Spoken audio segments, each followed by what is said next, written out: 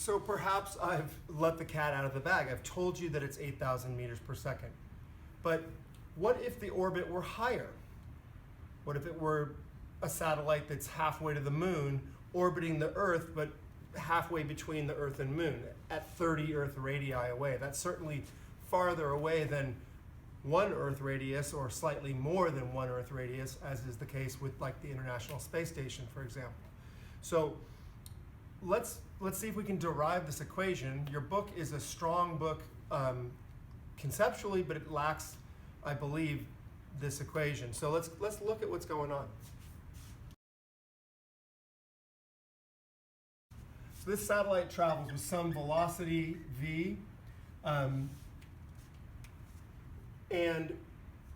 it is acted on by the force of gravity. Now, backing up a little bit to chapter 10, if this satellite is moving in a circular orbit, and many satellites move in a perfectly circular orbit, or very, very close to it. If it's moving in a circular orbit, then there's a centripetal force. There's a centripetal force acting on that satellite. What provides that centripetal force? We've seen balls on strings where the string is pulling toward the center. We've seen problems with cars going around a curve where friction provides the centripetal force. But what provides this centripetal force that I'm going to call Fc? Well, in the case of an orbiting satellite, it's the gravitational force of attraction of the Earth. I want to remind you that centripetal force is mv squared over r, where this is the mass of the satellite. Let's call it object 1.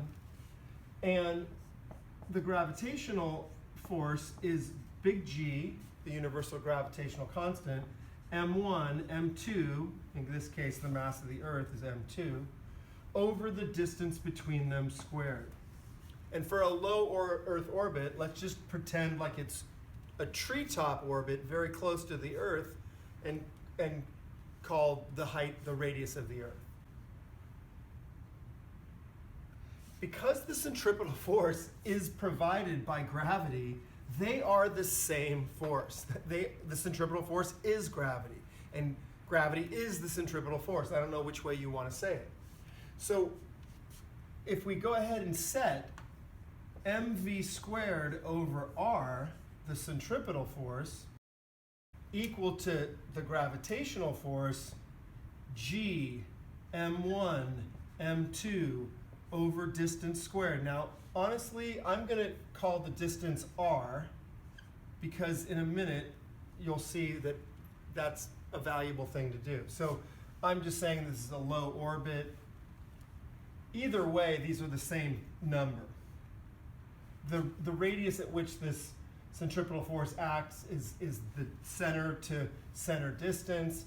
This distance is the center to center distance. So for the sake of argument, let's just start using the r notation. Recall that the object experiencing the centripetal force is the satellite. So m1 is the mv squared over rm, and m1 is here as well.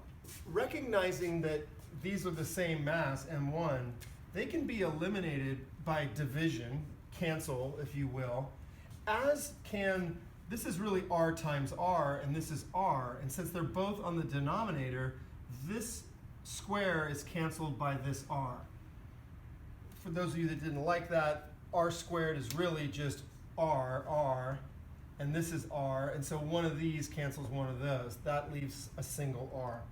Let's rewrite this as v squared equals g m Earth over r. m2 is the mass of the Earth in this case. And for any satellite orbiting the Earth, that m2 will be the mass of the Earth. Taking the square root of both sides leaves us with v, the speed of the satellite, is equal to the square root of the universal gravitational constant big G, the mass of the orbiting object, the orbited object, in this case the Earth is being orbited, over the radius of the orbit. And again, if for a low Earth orbit, this would be the radius of the Earth.